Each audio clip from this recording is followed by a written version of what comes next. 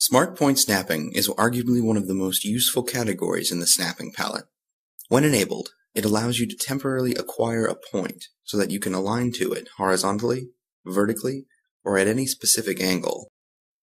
To set a smart point, simply hold your cursor over an object's snapping point for a set number of seconds, or press the T key. You will see a small box around the snapping point to delineate that a smart point has been acquired. Vectorworks can remember up to 3 smart points, and then as new points are acquired, the oldest points are replaced. You can also manually release a smart point by holding your cursor over the desired smart point for a set number of seconds, or by pressing the T key again.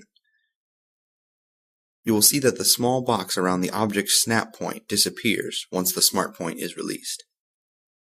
Keep in mind that smart points can only be acquired based on existing snap points, so for that reason you must have at least Snap to Object enabled in the snapping palette to use smart points.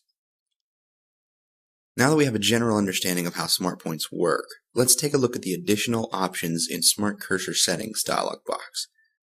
You can access these options by double-clicking the Smart Points category in the snapping palette, or by going to Tools, Smart Cursor Settings.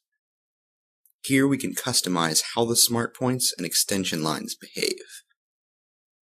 This first option, Horizontal Vertical Extensions, when enabled, will display the extension line, which is this dashed line, when the cursor is aligned horizontally or vertically to a smart point.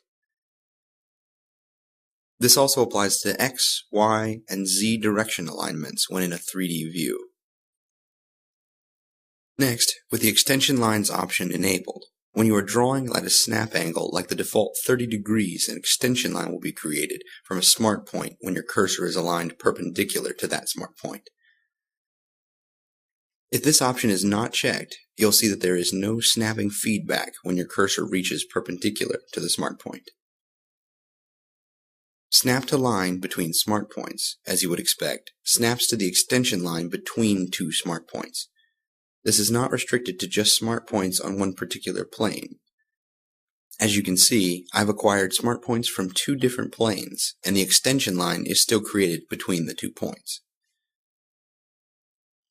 Next, Allow Extensions from Nearby Smart Points will allow extension lines to be created from smart points that are located near the cursor. By default, this option is deselected, as it can cause confusion or inaccurate snapping when working in cluttered drawings. The Acquire Smart Point option allows you to set how long your mouse must be stopped over a snap point in order to acquire a smart point. Remember, you can always use the T key to manually acquire or release a smart point. Just like the Acquire Smart Point option, the Set Datum option lets you set the amount of time your cursor must be stopped over a snapping point to create a floating datum point. A datum is a special point that can be set temporarily to create a new origin for snapping or measuring purposes.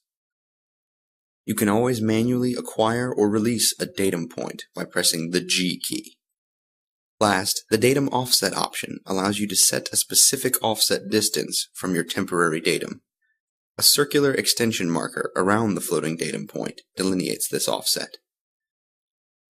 This can be used in place of snap to distance if you use distance snapping infrequently during your drafting process. That covers it. Smartpoint snapping is one of the most useful snapping categories in the snapping palette. It makes for quick drafting relative to existing geometry, and for most users should always remain enabled.